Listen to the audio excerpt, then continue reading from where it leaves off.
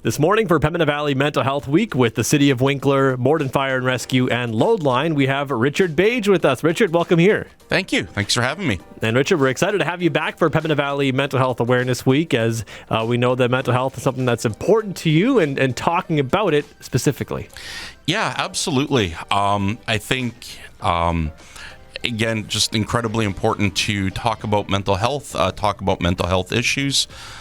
Really excited that campaigns like this are happening, just the way of trying to perhaps end some of the stigma around mental health and some of the anxiety, fear around talking about that, talking about how you're feeling. And so, again, hopefully campaigns like this, other conversations that are taking place, really opens the door, creates space where we can be honest with each other about mental health issues. And it's great when you talk about it, other people feel comfortable talking about it. But another thing that it can do is it can give them the language and the words that they can use to describe how they're feeling. Yeah, absolutely. I think that's one of the things that one of the things that we struggle with is, how do I talk about mental health issues?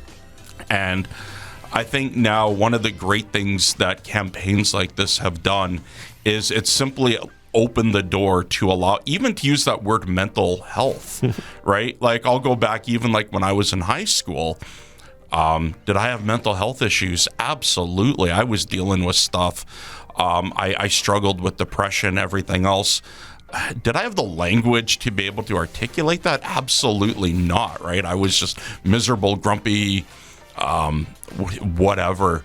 And so, again, the fact that we can even name what we're feeling, what we're experiencing is important. But I think even more than that, even more important than language, is simply talking about it, right? Even if you don't use all the right words, even if you don't know exactly how to say it, how to articulate it, that's okay.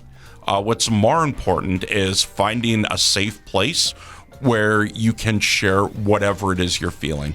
And if that means that you're using language that somebody else might not, that's okay, right? The language isn't as important as the ideas and the feelings that we're trying to communicate. And you mentioned that we're seeing more of these discussions happening, more campaigns and things like this. And are we seeing, you mentioned that when you were in high school, there wasn't much of that going on at all. Are we seeing a difference in young people now that they have spaces to talk about these things? I think so, absolutely. Again, awareness only does good things, right?